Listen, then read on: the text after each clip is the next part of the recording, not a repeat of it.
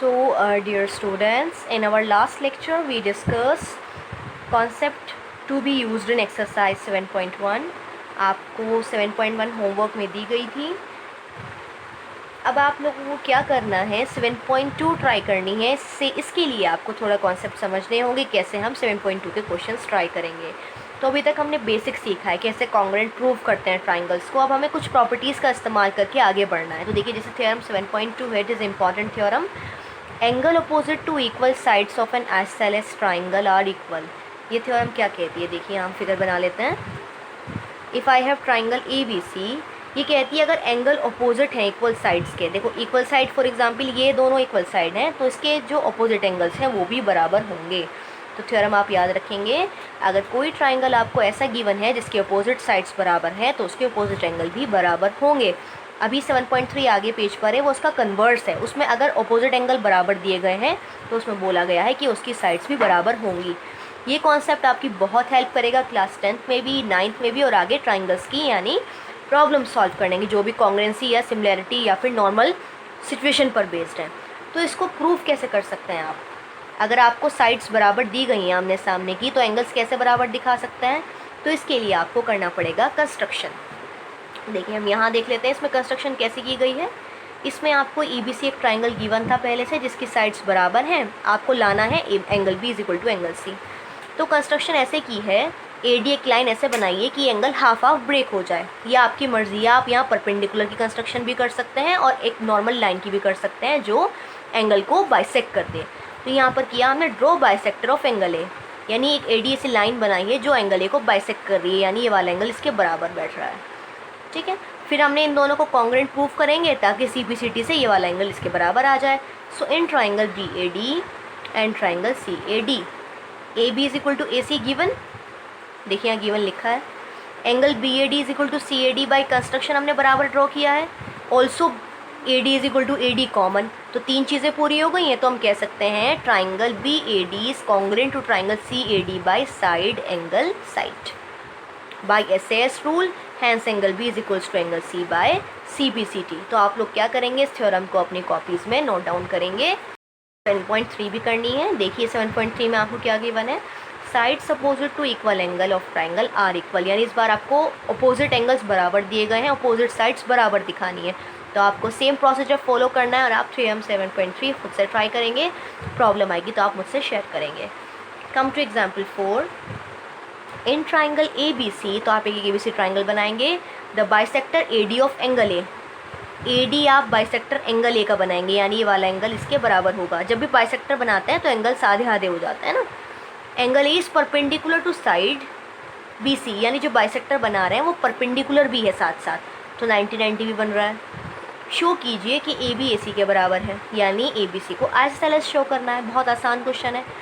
मुझे इस साइड को इसके बराबर लाना है, तो CPCT से ला सकती हूँ मैं. कब लाऊंगी, जब दो ट्राइंगल कॉन्ग्रुएंट हो जाएंगे. So I will try to show them congruent. So in triangle ADB और ABD and triangle ACD, what is equal. C, can I say angle BAD is equal to CAD given. AD common. Also angle ADB is equal to ADC 90 given. So तीन चीज़ें पूरी हो गई हैं. So I can say triangle BAD is congruent to triangle CAD by angle side angle rule. Hence AB is equal to AC by CPCT. So triangle ABC is an isosceles triangle. तो हमने इसे isosceles दिखा दिया है बड़े आसानी से. Clear? Now come to example 4. E and F are respectively the midpoints of equal sides AB and AC of triangle ABC. ABC एक ट्राइंगल है जिसमें साइड AB AC के बराबर है, यानी ये पूरी साइड, पूरी लेंथ AC के बराबर गिवन है. इसके साथ साथ E और F मिड पॉइंट्स गिवन है, यानी ये वाली साइड इसके बराबर है और ये वाला पोर्शन इसके बराबर है, because E and F are mid points of AB and AC. Show कीजिए BF is equal to CE होगा. So we have BF is equal to CE लाना है. देखो BFCE, तो कौन सा ट्राइंगल हम चूज़ कर सकते हैं. क्या मैं ABF चूज़ कर सकती हूँ. देखो बिकॉज ABF में मेरा BF आ रहा है जो मुझे लाना है. एंड सी ई मेरा बिलोंग कर रहा है सी ए बी से. So my next triangle is this. If somewhere और somehow I can show them congruent then directly by CPCT BF is equal to CE हो जाएगा. तो चलिए अभी इन ट्राइंगल को कंसिडर करते हैं जैसे हमने सीखा है. So in triangle ABF and triangle ACE what is equal? क्या ABAC के बराबर है? Equal side AB and AC. So ABAC के बराबर गिवन. एंगल ए देखो दोनों ट्राइंगल में आ रहा है, इस वाले में भी आ रहा है और इस वाले में भी आ रहा है. So angle A is equal to angle A common. ठीक है. अब ये बताइए क्या AE AF के बराबर है? क्योंकि देखिए ABAC के बराबर दी हुई ऑलरेडी है ना. क्या इनके हाफ हाफ भी बराबर होंगे? जाहिर सी बात है, अगर दो साइड बराबर तो उनके हाफ पार्ट भी बराबर. और AB का हाफ क्या लिखेंगे आप? AE लिख सकते हैं because E is the mid point. So AE is equal to AF.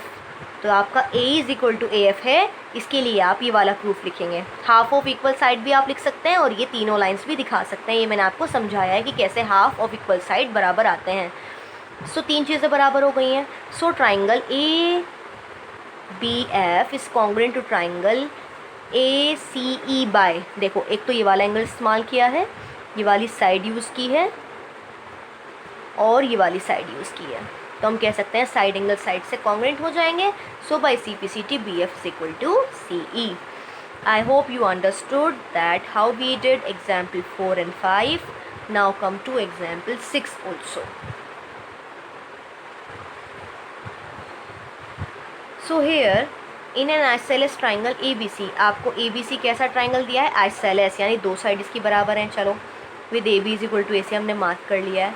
D and E are points on BC such that D और E दो पॉइंट्स लीजिए BC पर. ऐसे लीजिए कि BE CD के बराबर बैठे, यानी ये वाला डिस्टेंस BE का CD के बराबर हो, यानी यहाँ से यहाँ तक का गैप इसके बराबर बैठे. ठीक है. शो कीजिए AD is equal to AE. AD को किसके बराबर लाना है? AE के बराबर लाना है ना. तो अगर ये वाला पार्ट इसके बराबर लाना है तो मैं क्या इन दोनों ट्राइंगल को कॉन्ग्रुएंट शो कर सकती हूँ? अगर ये दो ट्राइंगल कॉन्ग्रुएंट हो जाएंगे तो CPCT की वाली साइड इसके बराबर भी आ सकती है बड़े आसानी से.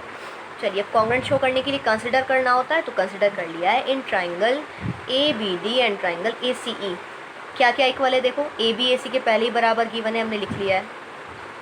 क्या ये वाला एंगल इसके बराबर बैठेगा? हम एक थ्योरम पीछे की हम रिवाइज कर सकते हैं.